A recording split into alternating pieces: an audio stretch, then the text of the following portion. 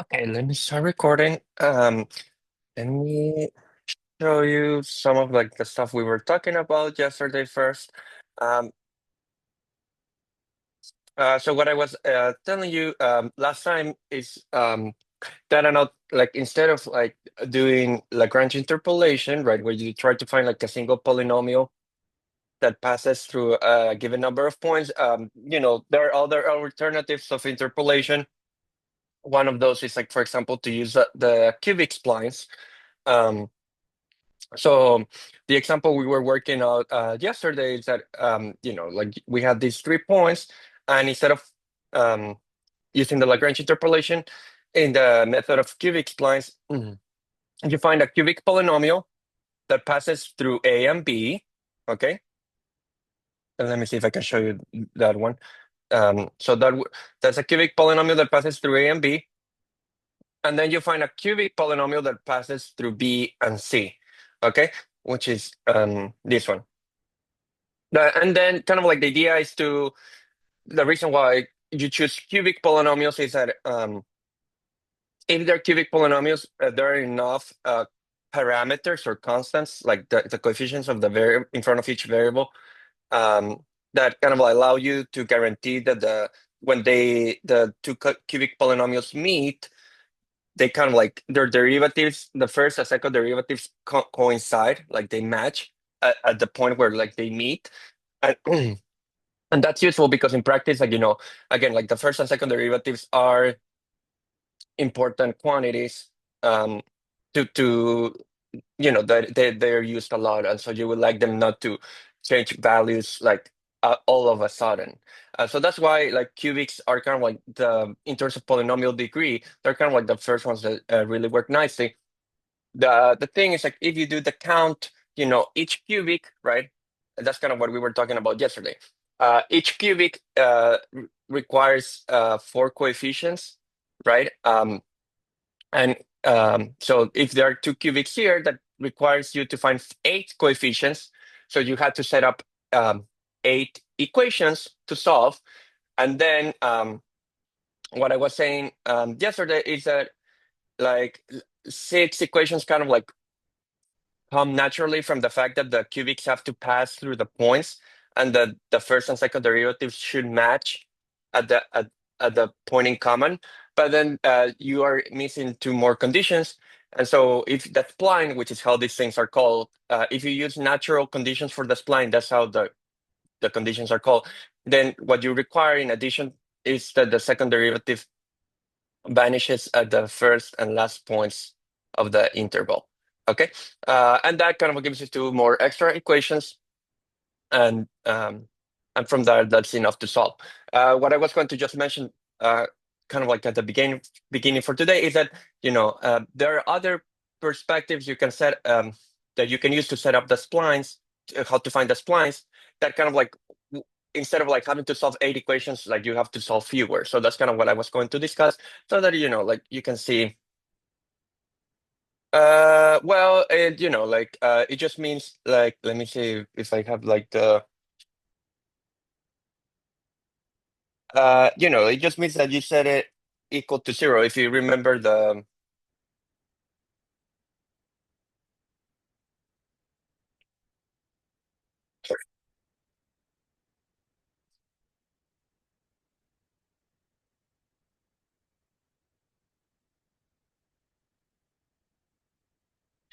thing is like if I think I kind of oh, okay. Here's like a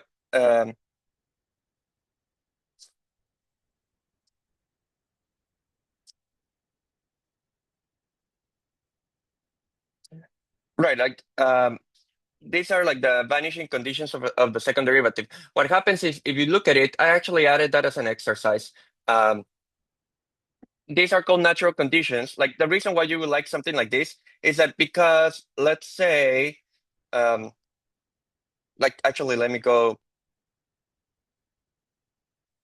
Okay, here's like an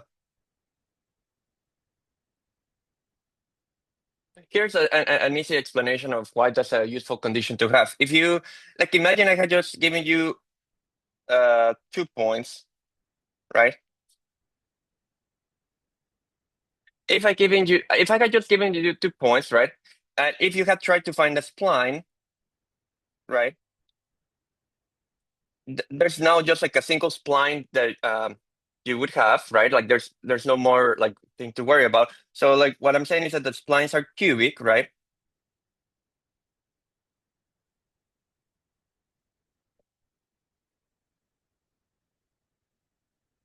Okay. And in this case, because it's just like a single interval, there's like, there's only 2 points. The only thing, like, because it's a cubic, what you would like is for the cubic to pass through these 2 points, right? So that would give you like two conditions, right? Which is that C0 plus C1 x0 plus C2 x0 squared plus C3 x0 cubed should be zero. And sorry, not zero, y0. And kind of like the same.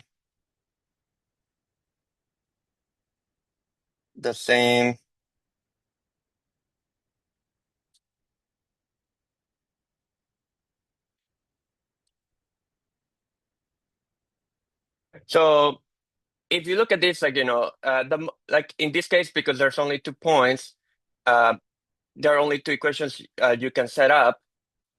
Um, so you're still missing two more equations, right? But if you only have 2 points, the idea is that because you only have 2 points, you would like, kind of like the natural spline, like, kind of like the natural interpolation that you should have when if there's only 2 points that you're given should be a straight line. Like, that kind of like is a natural thing to look for. So kind of like one way to force the spline to become a straight line in this case is by asking the second derivatives to be zero at the endpoint. So that way you guarantee that in this particular case of 2 points, it coincides with a straight line. Because why would you use a cubic to interpolate for 2 points? You know what I mean? Like you would just use like a straight line. There's nothing to worry about with the second derivatives because there's only like a single line. So in this case, if you use natural conditions, if you use the natural conditions, again, the natural conditions is that the second derivatives of the spline should vanish at the endpoint. So as double prime of one of x0 should be zero, and as double prime of x1 should be zero, then in that case, kind of like the cubic collapses, it just becomes a line. Then the cubic would, like, the interpolation would just be exactly aligned, which is kind of what you would like to see happen because, like, again, if there are only 2 points, there's nothing to worry about, like that the second derivative becoming discontinuous or like the first derivative becoming discontinuous. So kind of like adding the conditions of like the vanishing at the endpoints is useful to kind of like recover the special case of a straight line. There's also, I mean, there are also like some engineering interpretations of how because like of the splines, like which the book discusses, but at least like from a mathematical perspective, that kind of like is nice because it kind of like guarantees that the spline will be a straight line in this case. So these two conditions, and you can actually check that. Like, it's not too. I mean, it's like a very simple is system of equations to solve. So like, it's not too hard to see that. So these conditions,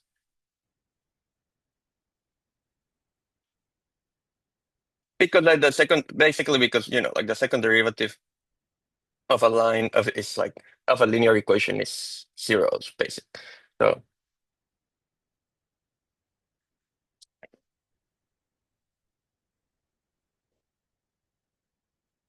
the cubic spline is just like a line.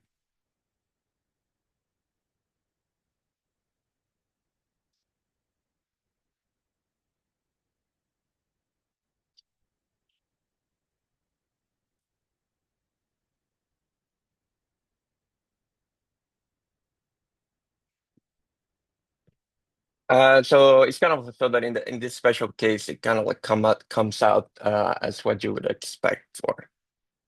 Um,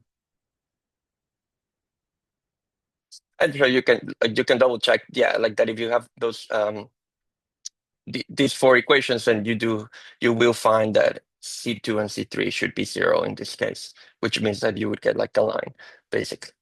Um,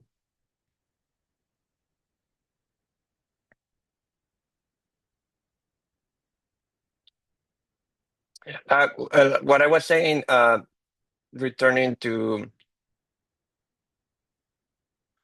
this example with the 3 points, right? Which is there like you do require cubics, like it wouldn't work just to have like a line. In this case, when with we were setting up the system of equations, and we had to find like 8 equations. Um, what I was going to explain now is that there are other ways to set up the system of equations where you have to solve fewer equations. So kind of like the way to do it is to think about the second derivatives, because the second derivatives should be lines. So in this case, like for example, like if you compute the second derivative for the first cubic polynomial, you get this like this function in which is just like a straight line, right? Because like again, the second derivative of a cubic polynomial would be a line. And if you compute the second derivative for this polynomial, then you will also get a straight line, and you can kind of like see here that they match, because that's how the second derivatives should kind of coincide at the common point. That's kind of like the idea. But if you kind of like another way, so what I'm going to explain now is that a different perspective of how to set up finding the splines is just to start from the fact that you want the second derivatives to be linear equations that should match at the common point. So I'll kind of like do it for this example so that you see how from there you can find the spline. So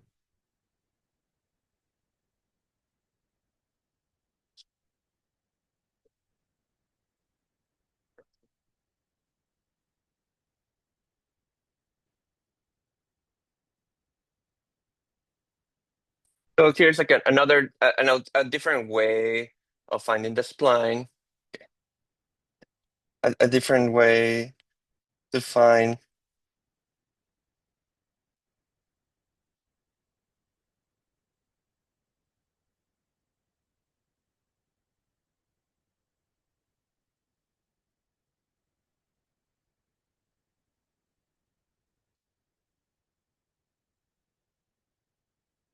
Is to use the fact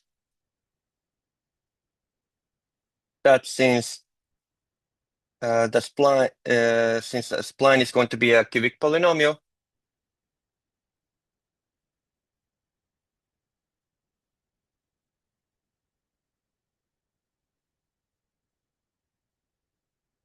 a second derivative will be will be a polynomial of degree 1.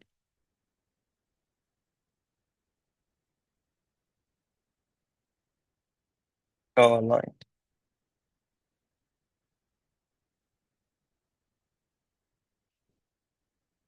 Okay, so let me draw it like in this case.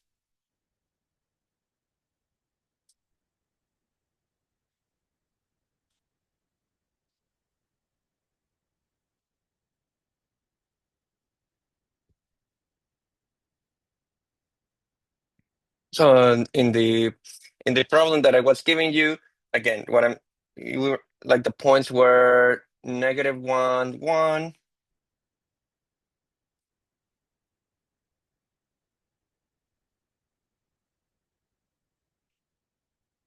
They were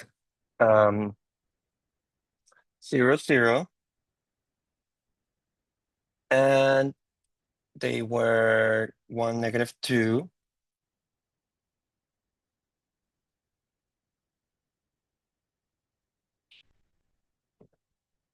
So what we've had is that the first spline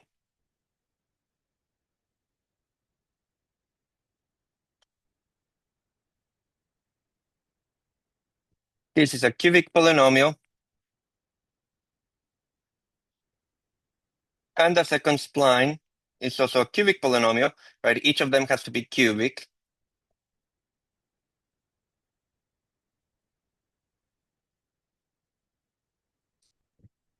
So you can do an alternative graph. So this is a graph of the splines themselves, of the polynomials of the splines. But you can also graph the second derivatives. And if you graph the second derivatives, then you just get lines, because again, like the second derivative will be a line.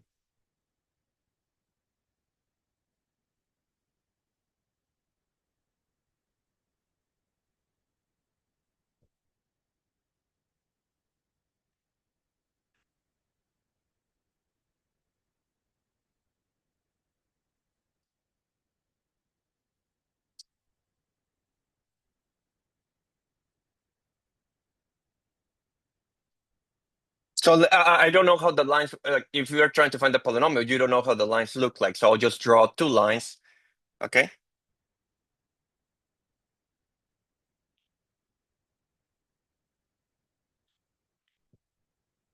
The only thing you know is that the lines will coincide. That's the reason, the way you're finding them. You're finding them in such a way that the second derivatives match at the point where they meet. So whatever the lines look like, they should match at that point, which is like at the or like x equals 0. So this would be the graph for the second derivative, and this would be the graph for the first derivative of x. Okay, but of course, like they are like different functions, so like they can pass through different points. So like like I'll call this point like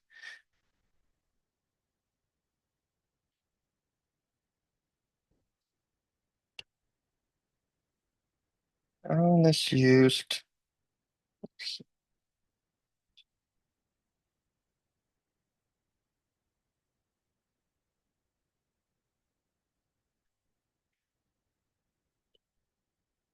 Let me use a different notation. Let's see.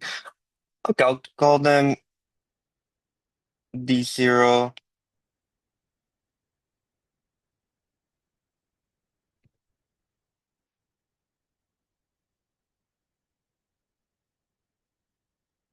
Okay, so again, like the graphs of the second derivatives are lines, and the only condition is that they match at x equals 0. So that's like how they should look like. Okay, so is that making sense? Like the graph so far?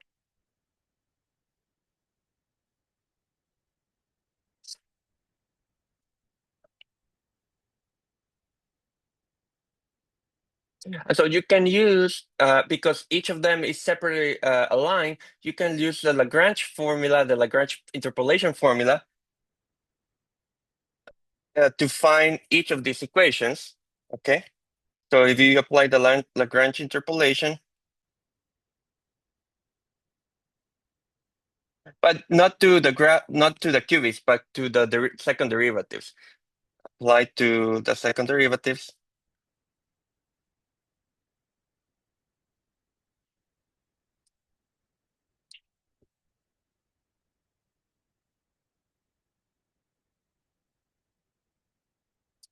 Well, I mean, in this case, it's kind of like not too bad to find because it's only through 2 points. So you can check if you want that this gives you d0 times x minus x1. I'm writing it in generality, and then I'll kind of like specify it to this particular case. Okay. Divided by x0 minus x1 plus d1 times x minus x0 divided by x1 minus x0. So if you notice, uh, if you work it out, like you'll see that if you put it, like for example, if you put x equals 0 here, x0 here, if you put x0 here, then this goes away. Then you get x0 minus x1, so this becomes 1, right? So this kind of like what's like this like polynomial that I told you about that becomes 1, activates at one of the points and is 0 at the other one. And so you get 1 times this 0. So that tells you that it's passing through this point. And if you put x1 here, if you put x1 here, then you get x1 minus x1. So this one becomes 0, and then gives you x1 minus x0. So this one becomes 1. So you get 1 times d1, and that gives you, this other point. Okay, so that's kind of like the general formula. You know, if you like for any given number for any points, right? Like I'm going to use these particular values in a moment, but it's kind of like useful to write down the general formula first. And similarly for S2 prime, it would be what is in this case now the interpolation is d1 times what?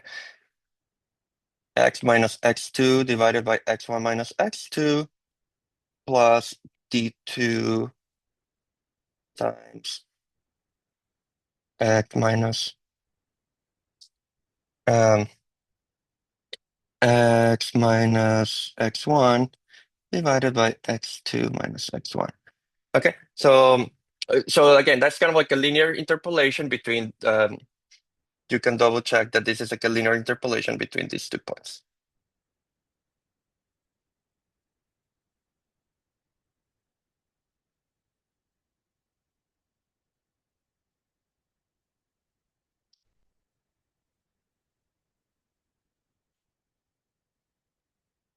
Is that okay? Like those 2 formulas? The first like any questions?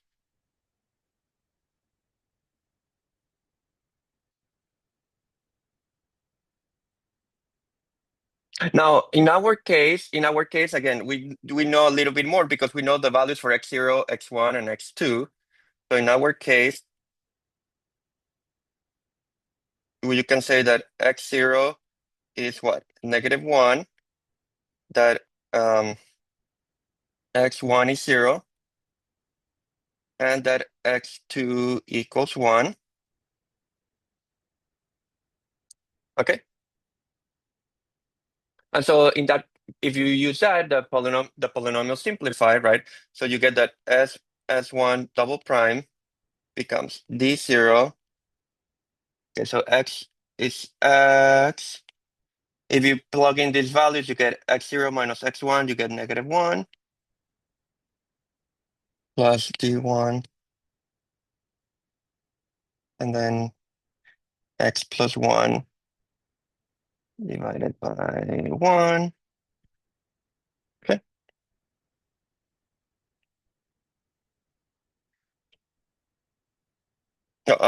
And then let me do it for the next one.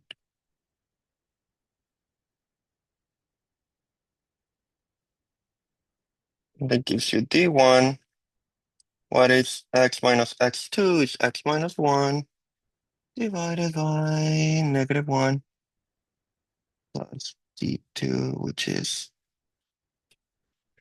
what is x minus x1? That's just x divided by x2 minus x1.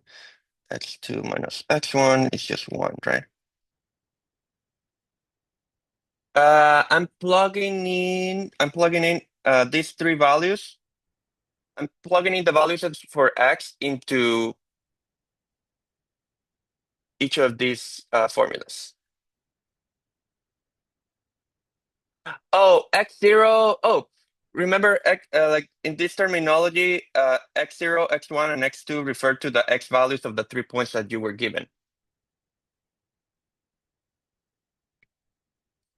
Yeah. What I'm saying is that what I'm trying to say is that the x values are the same, right? But the y values here, they're not of the points, right? Because this is a graph of the second derivative. It's not the graph of the function. So, right, the y values are for the function itself. The y values are for the functions because that's what you use in the interpolation. When you're talking about the second derivatives, you still don't know what these y values should be because that would be the value of the second derivative, which but the x values are still always the same. So in both cases, the x values are the same. So like that's why I can still use like the same values for x0, x1, x2. So yeah, let me just check, making sure that there's nothing, no typos or anything that's useful to double check quickly. Yes, this looks fine. That looks good. And then x1.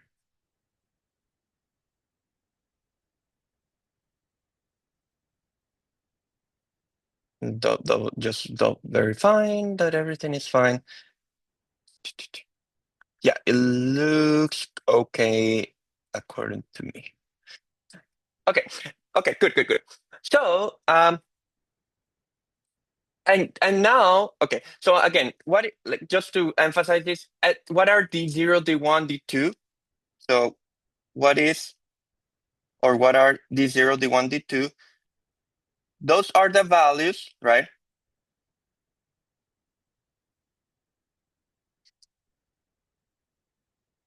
these are the values of the second derivatives of the splines at x0, x1, and x2.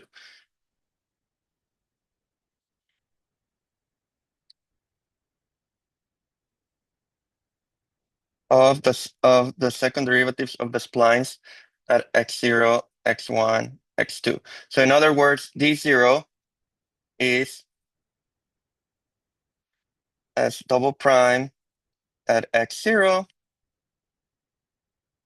and d1 is s double prime of 1 at x1, which because want these to coincide, that would be also the value of the second derivative of the second spline at x1, and d2 would be the value of the second derivative of the second spline at x2.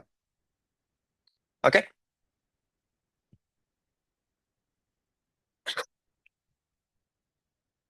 So that's like that is the meaning of D0, D1, D2. Now, kind of like the useful thing, like this is like another useful thing about using natural conditions on the spline. If you use natural conditions on the spline, then this you are trying to find a spline for which these two numbers are zero. So if you use natural conditions,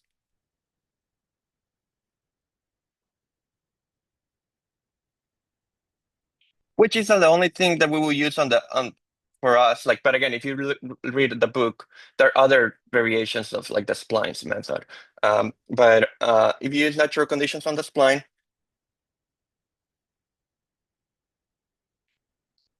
then that basically means that D0 and D2 should be zero. And that simplifies even more. That simplifies even more the formula for the spline, like for the second derivatives of the spline. So if you use the D0 and D2 equals zero, and you plug it back into the previous two equations that we found, right? If you plug that back into here, then this one becomes zero, and this one becomes zero, right? So you're just left with these two terms. So you get d1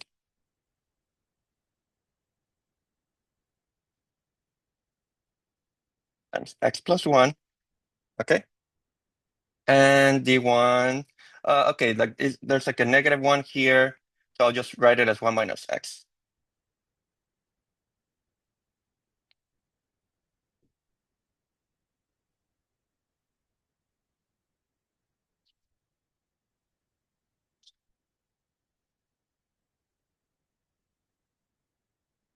Okay, so this, the way you're starting the problem in this perspective is starting from the formula for the second derivatives, and then you try to find the spline itself. So it's kind of like a different perspective from like how we started yesterday, because yesterday we started with the formula for the spline. Like I can remind you uh, um, how we started yesterday. Like yesterday we kind of like started with formulas for the splines, right? We started with formulas from the splines, and from there, like we kind of were trying to find everything. Here, we're kind of like going backwards. We're starting with formulas for the second derivatives. We start from formulas for the second derivatives, and from there, we try to find everything. Okay, so it's slightly, it's like a slightly different perspective, but it's like if you look at it, it is like a more simplified representation. Like it looks like a little bit less messy. Um, Let me just write this down. So this is d1 x plus d1, and this is going to be, so this is d1 minus d1x, right? Because then how do you find the formulas? How do you find the formulas for the splines themselves? You integrate, right? Like twice, because this is like a formula for the second derivative. So to find formulas, to find s1 of x and s2 of x, you integrate each of these formulas twice, okay? You integrate twice.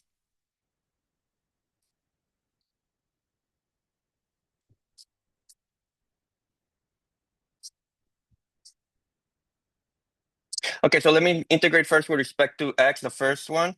So you get that s1 prime of x is, what does it give you? It gives you d1 x squared over 2 plus d1x plus um, a constant of integration, which I'll just call a1.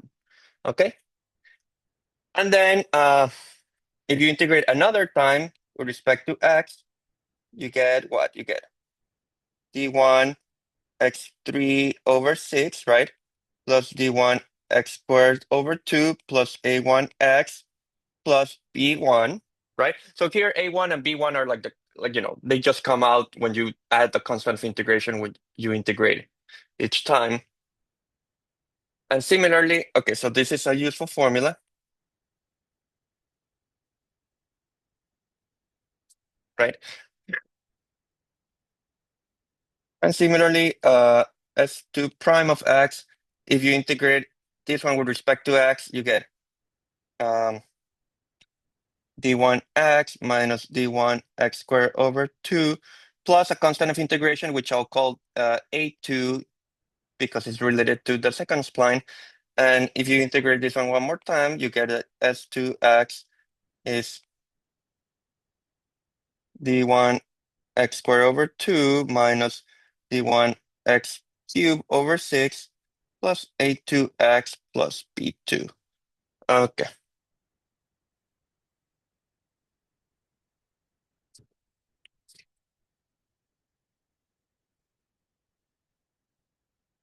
So here, the unknowns, what is it that we're trying to find? We would need to find, so here we need to find d1, a1, b1, a2, and b2. Okay, but those are only 5 things to find. It's only trying to find 5 things instead of like 8 parameters like last time. So you see, by starting from this kind of like representation, you are like, um, you kind of like you have to solve a smaller system of equations. That's kind of like the idea, which is like, so only 5 parameters or so only 5 unknowns versus like 8 yesterday when it was 8 only.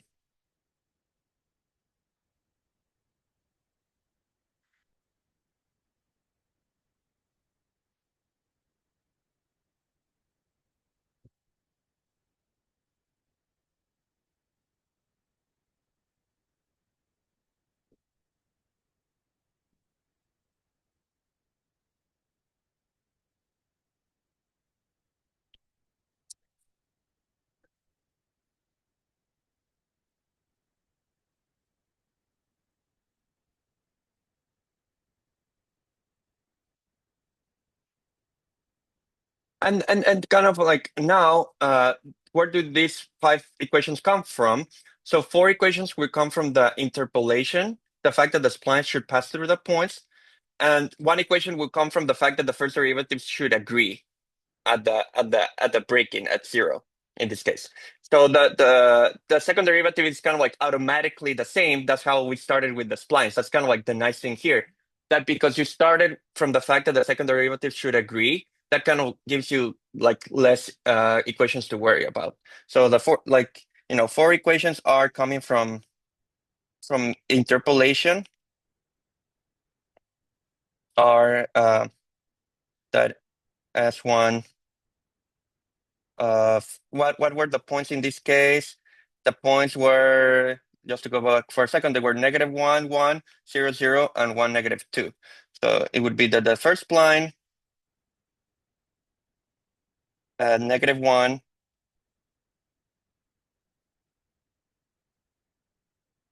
should give you 1, that the first spline at 0 should be 0,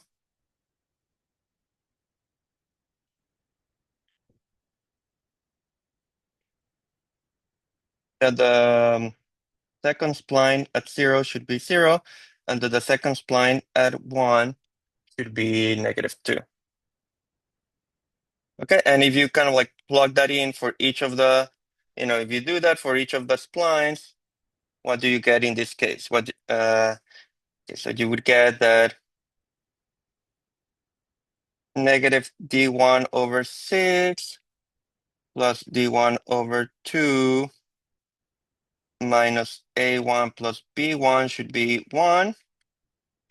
For 0, it's very easy. You just get that b1 should be 0. That's easy. And then on the others, you get that B2 should be 0. That's also easy.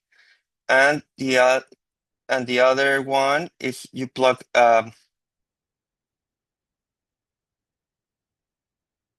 B2, sorry.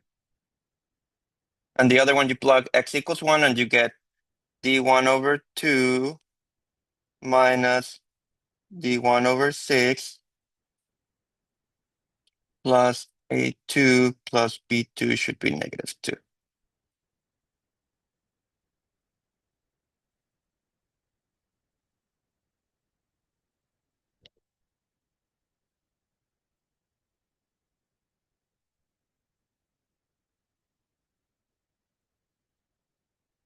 And the last equation, like where does the last equation come from? It comes from the fact that the first derivative should match at 0. So the last equation, the fifth equation, is just that the first derivative should match at 0. And again, if you this is very easy because it's evaluated at 0. So if you look at the formula for the first derivative, if you plug in x equals 0, you get that a1 should be the same as a2. So that will just give you that a1 equals a2.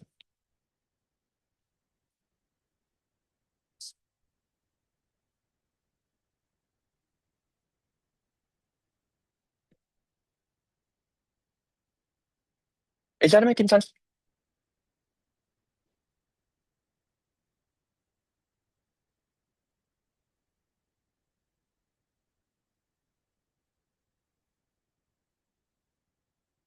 And so what is the system of equations that you need to solve? I mean, hopefully it looks easier than the one from yesterday, right? Because instead of having 8 equations, you have 5. And kind of like it does simplify a lot more nicely. So if you kind of like just solve all of them, you get, the first equation gives you what, like 3, 2 d1 over 6 minus a1 equals 1, right? Because now I'm using the fact that b1 is 0 here. So that doesn't matter anymore. Okay, this one doesn't need to be used. This one doesn't need to be used. And then you get, in the other one, you get, again, it's kind of like the same idea. So this is 3 over 6. So it's 2 d1 over 6 plus a2. But a2 is now a1. So plus a1 equals negative 2. Okay. And so those are the only two equations that you have to solve. And so if you like, that's very easy to solve as a system because if you add them together, so if you add them, you get 4 d1 over 6 equals negative 1. So the d1 is negative 6 over 4, which is negative 3/2.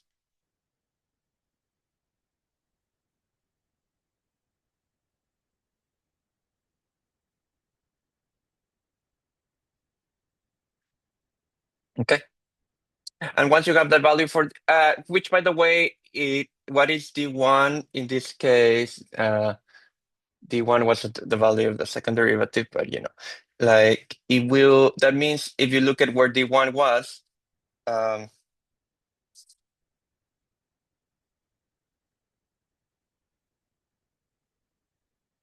yes. And then, you just have to double check like the numbers, but they will be the same values.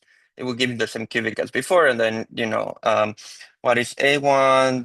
How do you solve for A1? A1 would be, for example, negative 2 minus 2 D1 over 6. So it gives you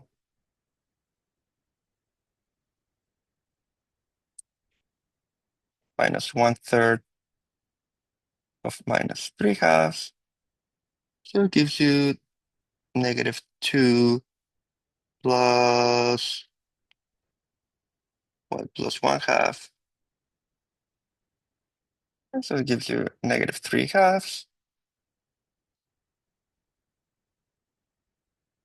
So that's like A1.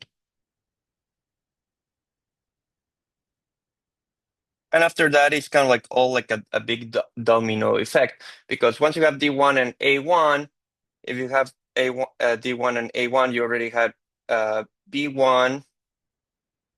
So what does, I mean, you can basically find the polynomial from here already.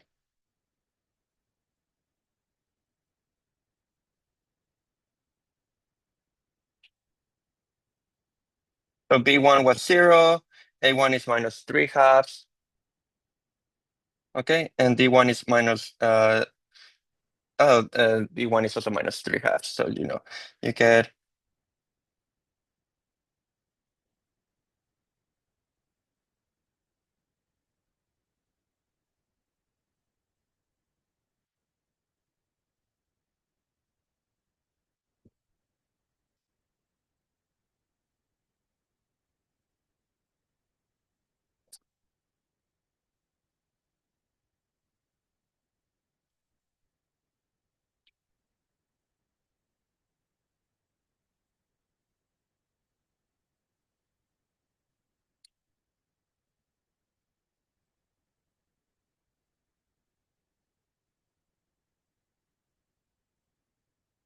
And if you kind of like go back to the notes, that was the same formula that we had found like yesterday for this like polynomial for the first spline. This is like the same that we had found last time.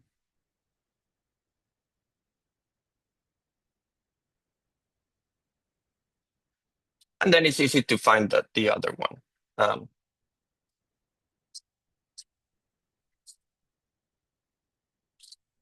but okay, like the reason why I redid this in a different perspective is so that you know that it's sometimes useful to know that if you set it up in a different way, like the number of equations that you have to solve is fewer. Um, and then like S2 of X can be found similarly.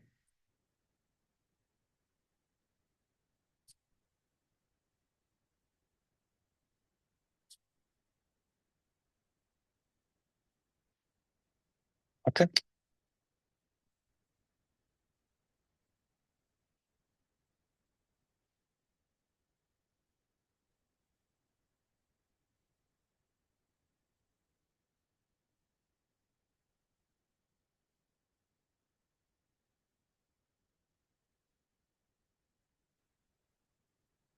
Does that make sense?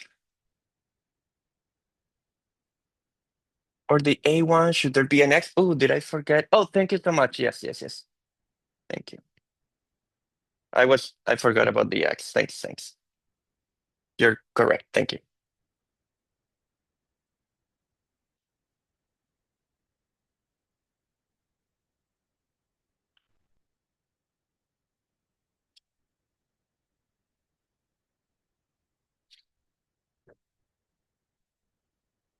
Okay, so what I'll do now, okay, I'll just talk like for maybe 10 more minutes, and then I'll transition to just like answer questions about the exam or the material so far.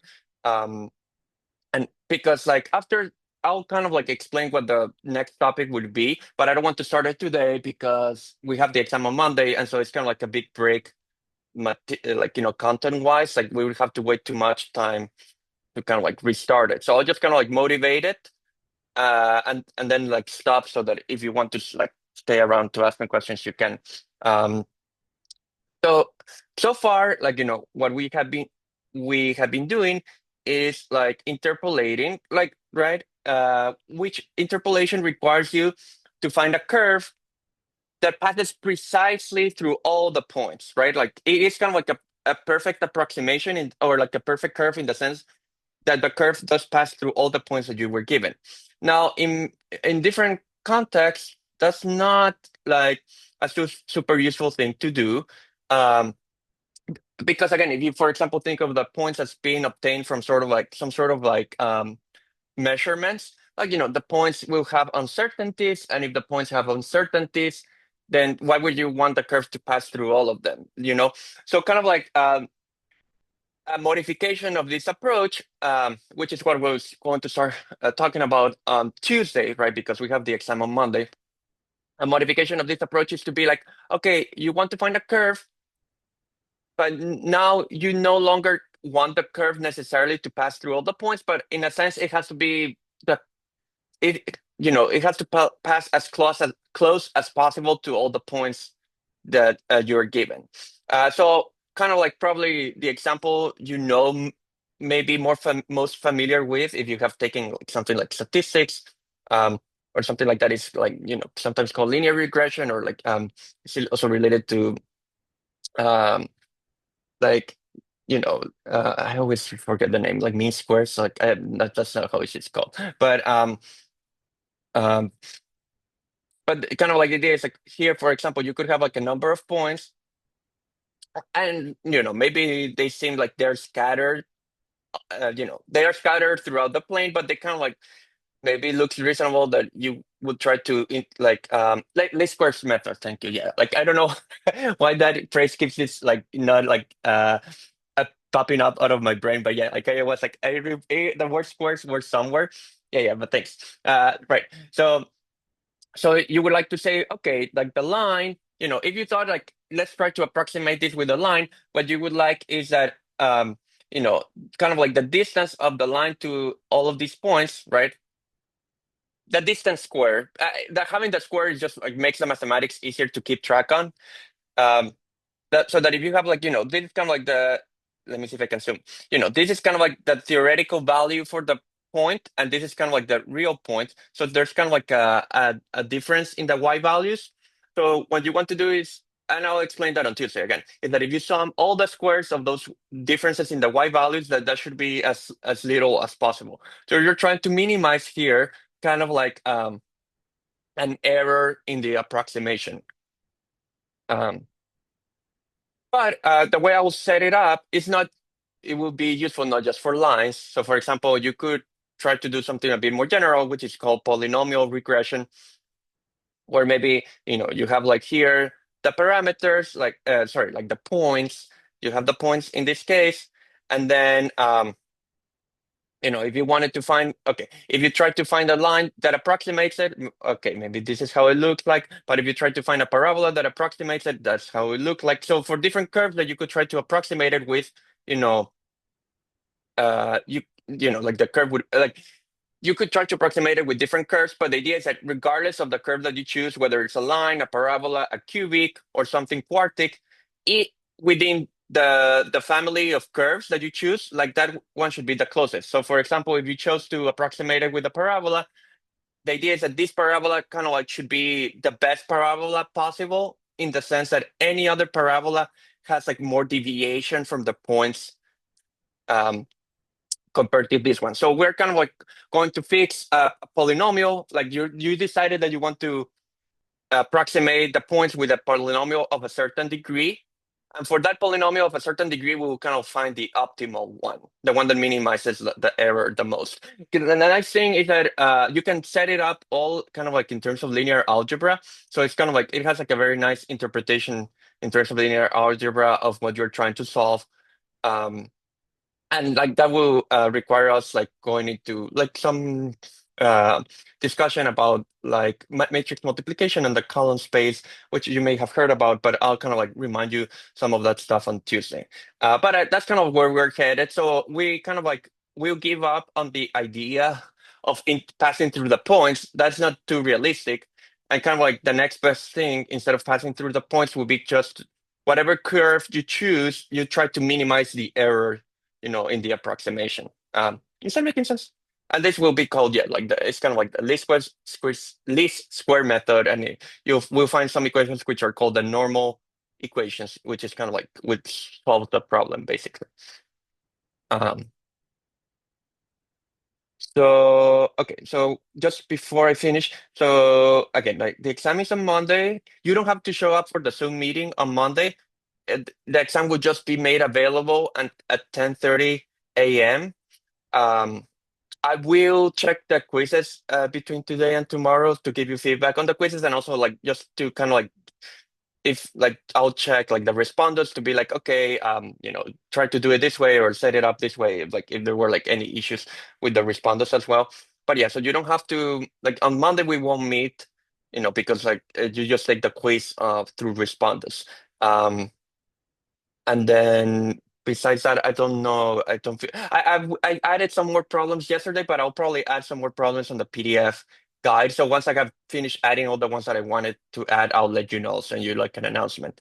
Um, what I wanted to do now is I'll just stay around, like I'll stay in the Zoom chat in case someone had like, more specific questions, then I can go through them, like kind of like some sort of like office hours, if you want to ask me anything. But kind of if you have gone through the practice problems on the PDF and you know how to do them, then you will be fine because the exam will be basically like that with different numbers, so.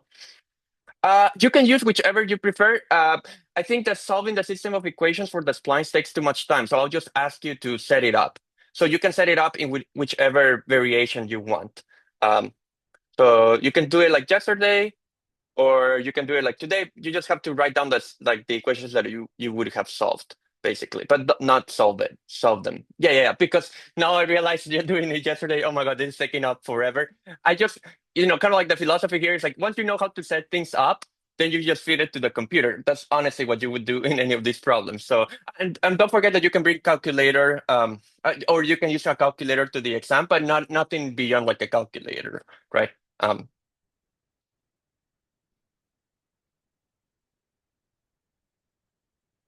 any other questions?